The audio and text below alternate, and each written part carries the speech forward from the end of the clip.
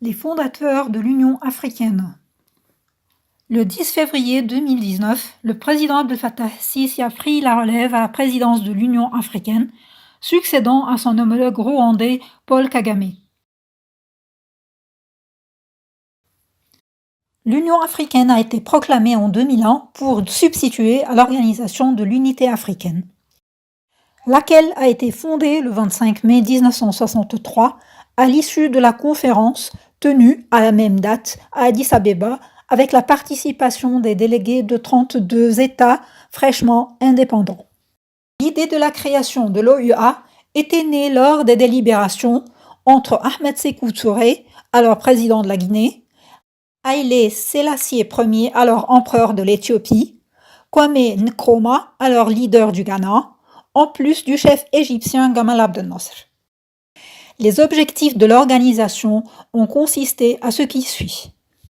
Libérer les pays du continent noir en entier du joug de la colonisation, placer le continent dans la position qu'il mérite sur la scène de la prise de décision. Les pères de l'UA sont Gamal Abdel Nasser, deuxième chef de l'État égyptien. Il a accédé au pouvoir de 1956 et jusqu'au 28 septembre 1970, date de son décès. Il était l'un des dirigeants de la révolution de juillet 1952 en Égypte. Nasser a été de droit appelé le père de l'Afrique, compte tenu des gigantesques efforts qu'il a consentis pour soutenir les pays africains sur la voie de l'indépendance. De nos jours, la statue de Nasser se dresse dans les fameuses places des capitales africaines en reconnaissance à son mérite et au mérite de l'Égypte. Haïlé Sélassié Ier. Haïlé Sélassié Ier, ou Tafari Makonnen, est le dernier empereur éthiopien dont le règne a duré jusqu'en 1974. Il a entamé son gouvernement par une réforme socio-économique qui a consisté à améliorer l'enseignement et la santé, à abolir l'esclavage qui est devenu sous son règne un crime passible d'une peine légale. Il a contribué à la rédaction de la Constitution de 1931 en y ajoutant de nombreuses réformes. Haïlé Sélassié Ier a pris part à plusieurs conférences africaines qui prenaient l'unité et la coopération entre les pays africains.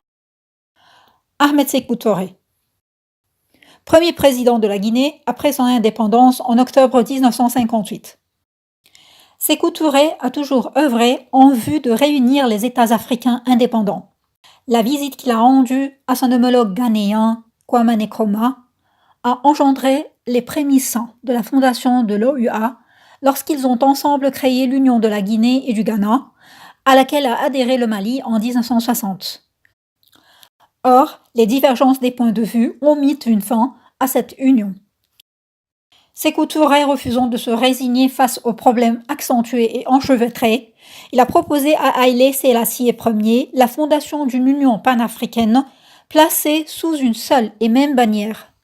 Convaincu de la philosophie du leader guinéen, l'empereur éthiopien l'a transmise aux autres chefs africains qui, à leur tour, ont accepté de dépêcher leur ministre des Affaires étrangères à la capitale éthiopienne, Addis Abeba, pour examiner les moyens de donner corps à cette union. Kwame Nkrumah.